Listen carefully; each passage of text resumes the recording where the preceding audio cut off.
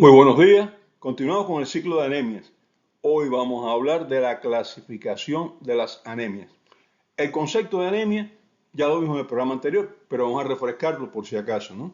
Anemia es un estado patológico producido por una disminución del contenido de la hemoglobina en la sangre y generalmente del número de glóbulos rojos también. Es decir, la anemia consiste en una disminución del contenido de hemoglobina en la sangre. Correcto. Esto abre camino para una pregunta. ¿Nos estamos refiriendo a la cantidad total de hemoglobina o a la concentración de hemoglobina por decilitro? Es difícil calcular la cantidad total de hemoglobina que tiene una persona en el cuerpo.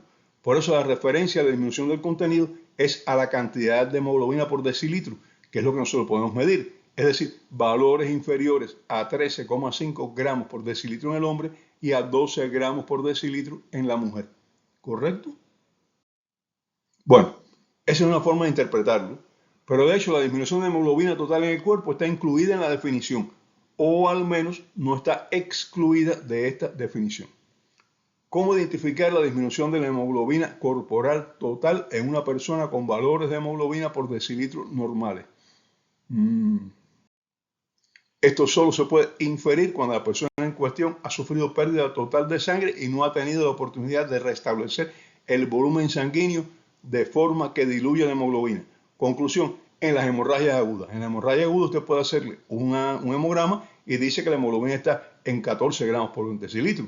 Pero es que la hemorragia comenzó hace 15 minutos y entonces el cuerpo no ha tenido todavía la posibilidad de diluir esa hemoglobina, de recuperar el volumen de sangre perdido. Por eso en esos casos lo importante es recuperar el volumen y después pasar la transfusión. Pero primero es pasar volumen para que la persona no caiga en shock. En este caso, pues los valores van a estar normales. Y a veces he visto confusión. El médico dice, no, pues está sangrando, pero la hemoglobina está normal. Y usted no sabe cuánto ha sangrado, usted no sabe cuál es la pérdida de volumen. Vamos a restablecer volumen y después veremos. La anemia del sangramiento agudo se diagnostica por los síntomas de hipovolemia. Y entonces, ustedes se preguntan, ¿y no se ve cuando la persona sangra? Bueno, si la persona está sangrando es muy fácil, ¿no? ¿Cuál es el problema? Cuando la persona tiene un sangramiento oculto, no se observa. Por ejemplo, es una herida, sangramiento es evidente, el diagnóstico no es difícil, pero en caso de sangramientos internos, ya es más difícil. Ya hablaremos de ellos un poquito más en detalle.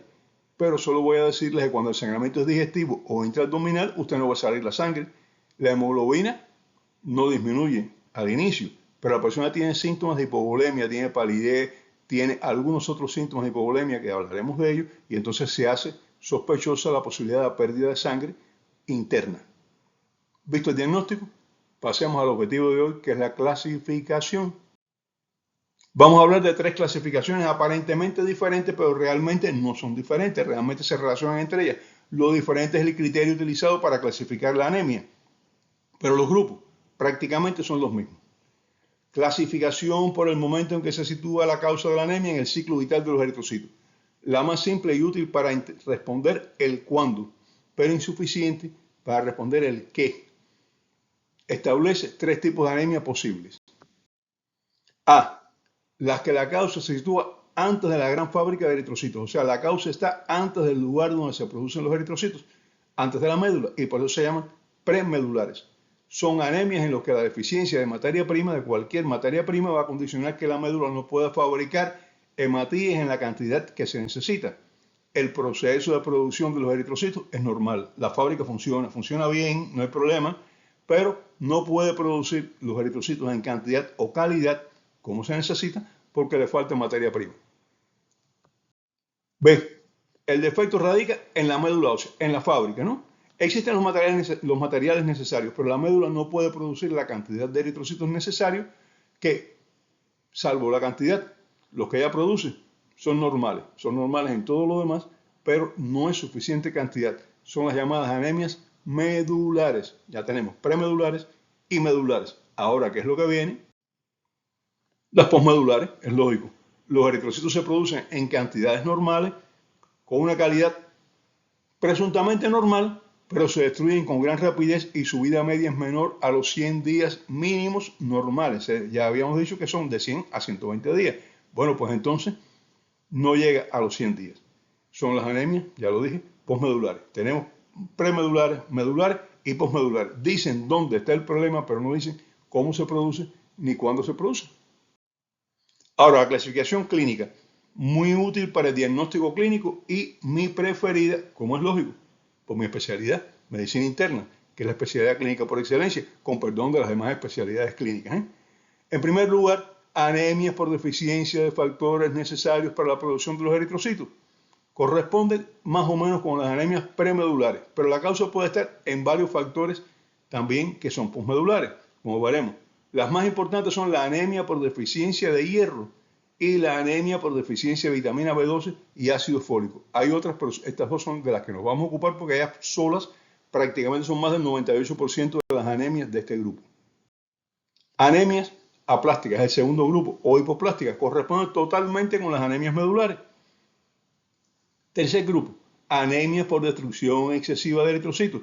Ahí incluye las anemias hemolíticas de hemo, sangre, lisis, destrucción, y pertenece al grupo de las posmedulares, pero puede haber anemias hemolíticas con diferentes mecanismos de producción porque algunas de ellas tienen deficiencias en cuanto a la producción de glóbulos rojos y aunque el hematíes se rompe después de la médula, el problema está en la fábrica de hematíes que no los produce con la calidad que se necesita por determinadas circunstancias. Ya veremos esto.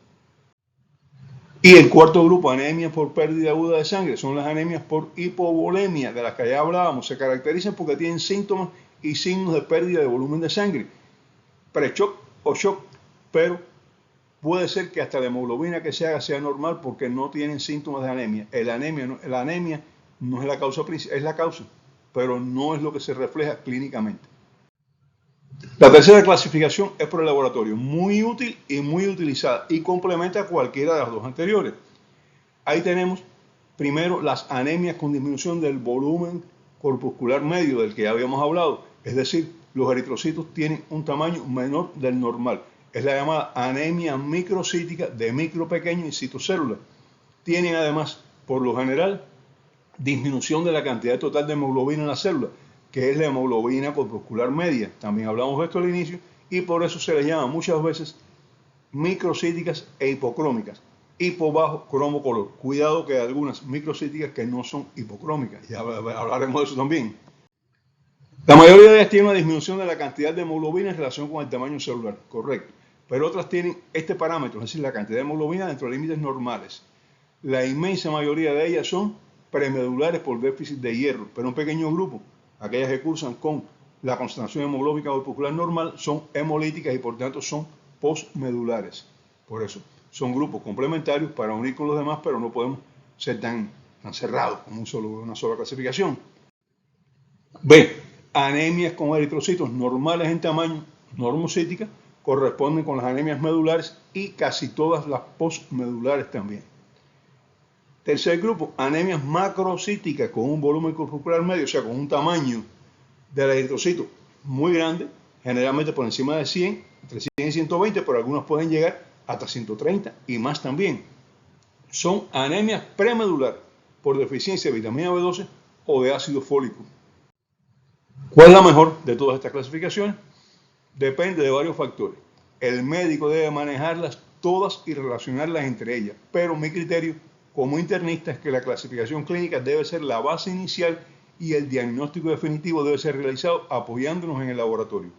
Al final del ciclo vamos a mostrar cómo utilizar un esquema, un algoritmo, como se dice hoy en día, para diagnosticar las anemias que incluye factores clínicos e incluye factores laboratoriales también. Quería decirles que estas clasificaciones son muy bonitas en la teoría y muy útiles en la práctica, pero que en algunos casos la interrelación de varios elementos complica la situación. Y entonces aparecen casos de anemia con mecanismos mixtos de producción. La más significativa, la anemia de los procesos crónicos. Y otra, bastante significativa también, muy interesante, es la anemia de la insuficiencia renal. Estas dos las vamos a tratar después al final en detalle. Al final no, pero bastante cerca del final ya. Del final no de este programa, del final del ciclo. En ambas la presencia de más de un mecanismo de producción en cada una dificulta el pensamiento lineal de las clasificaciones que hemos expuesto. Voy a dar un avance. La anemia de los procesos crónicos, el 80% es normocítica normocrómica, el 20% es microcítica, pero todas ellas tienen el hierro sérico elevado. Y entonces nos rompe el esquema que teníamos viendo hasta ahora y esto ya hablaremos, solamente esto para que lo sepan, ¿no? pero ya hablaremos en detalle de las anemias de la infección crónica, o de la infección no, de los procesos crónicos, porque para mí es muy importante conocerlas. Por tanto, mente abierta al hacer el diagnóstico de un paciente con anemia. Una vez que pusimos la clasificación, pasaremos a hablar de las anemias más frecuentes, pero ya no es hoy. Será en el próximo programa. Así que, hasta entonces.